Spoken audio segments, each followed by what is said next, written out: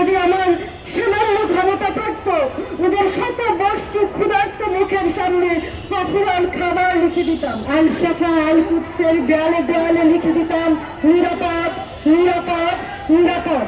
আরেকটা ভয়াবহ তৃতীয় যুদ্ধের সামনে দাঁড়িয়ে আছি আজ আমরা।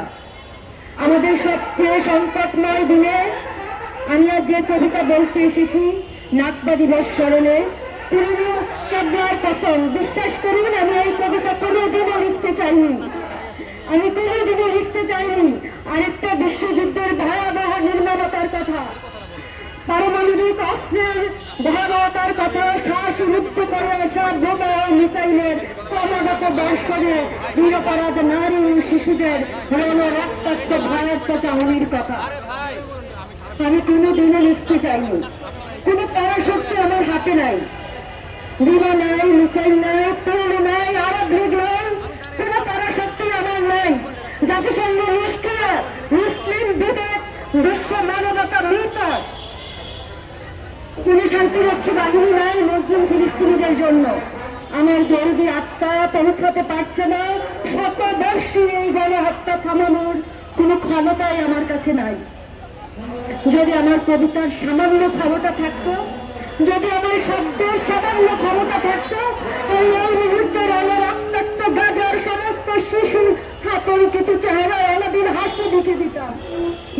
যদি আমার সামান্য ক্ষমতা থাকতো ওদের শতবর্ষী ক্ষুধার্ত মুখের সামনে অফুরান খাবার লিখে দিতাম, ওদের ভয়ার্ত কানে ঘুম পানি গান শুনতাম সারা রাত জেগে দক্ষিণী মায়ের মতো।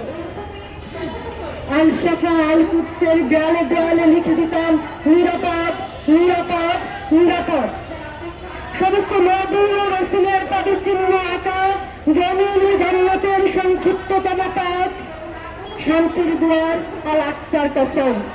আমার কবিতার যদি সামান্য ক্ষমতা থাকতো এই মুহূর্তে জাতিসংঘ থেকে নাগ্যপন্থী দক্ষিণ তুলে দিতাম।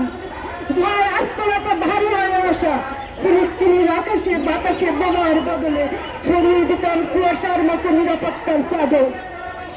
আমার কবিতার যদি সামান্য ক্ষমতা থাকতো অবিরুদ্ধে গাজা ভালোবাসা কাটাতাম বৃষ্টির মতো। পৃথিবীর নারীমূল থেকে ছিন্নি করে ফেলতাম শতবর্ষী করে চলমান ভয়াবহ নাকবার পুকুর। আমার কবিতার যদি সামান্য ক্ষমতা থাকতো পৃথিবীর বুকে ছড়িয়ে ছিটিয়ে থাকা আপনাদের মতো এই দরদি হৃদয়গুলি রাস্তা নিম্নে ভালোবাসা সমর্থন এবং সম্মতি পাঠাতাম এই যুদ্ধ বন্ধের। আমার কবিতার যদি সামান্য ক্ষমতা থাকতো পায়ে খালি পায়ে গাজার দিকে সবাই রওনা দিতাম। আমার কবিতার যদি সামান্য থাকতো এই সভ্যতাকে প্রশ্ন করতাম, এই প্রকৃতি বিচ্ছিন্ন সভ্যতা, এই মানব ঘৃণা এবং ধ্বংস যুদ্ধ কেন্দ্রিক আত্মঘাতী যে সভ্যতা তাকে প্রশ্ন করতাম। আমাদের দক্ষিণ গোলার্ধ যে ভয়াবহ সাম্রাজ্যবাদের শিকার আজও, আমাদের পরিবেশ আজও বিপর্যস্ত। গাজায় শুধু মানুষ না, ফিলিস্তিন শুধু মানুষের না, ওখানে প্রাণ প্রজাতি বৃক্ষ পাহাড় পর্বত সবকিছু ছিল, শুধু মানুষ হয়নি, মানবতা মৃত, কিন্তু পৃথিবী কাঁপছে। এই ধোঁয়া কলকারখানার যে কোনো ধোঁয়ার চেয়ে অনেক বেশি বিষাক্ত। আমরা এইখানে দেখে কাঁপিয়ে উঠি, আমরা ধোঁয়ায় মানুষ উঠতে দেখি, কিন্তু অন্য প্রাণ অন্য প্রজাতি আমাদের জীবনের জন্য যারা জড়িয়ে আছে তাদের কথা আমাদের বলতে হবে। ওরা বলতে পারে না, ওদের ভাষা নাই, কিন্তু আমরা মানুষ, আমাদের ভাষা আছে, আমাদের পরমাণু আছে, আর আমাদের বিবেক আমরা হারিয়ে ফেলছি। আমরা কবিতার যদি সামান্য আমাদের ভাষার যদি সামান্য ক্ষমতা থাকতো আমি এই মুহূর্তে জর্ডান থেকে ভূমধ্য সাগর ফিলিস্তিনিদের জন্য, মানুষের জন্য, প্রাণীদের জন্য, প্রকৃতির জন্য, সবকিছুর জন্য মানবতাকে পুনরায় নিজের আসনে রাখতাম এবং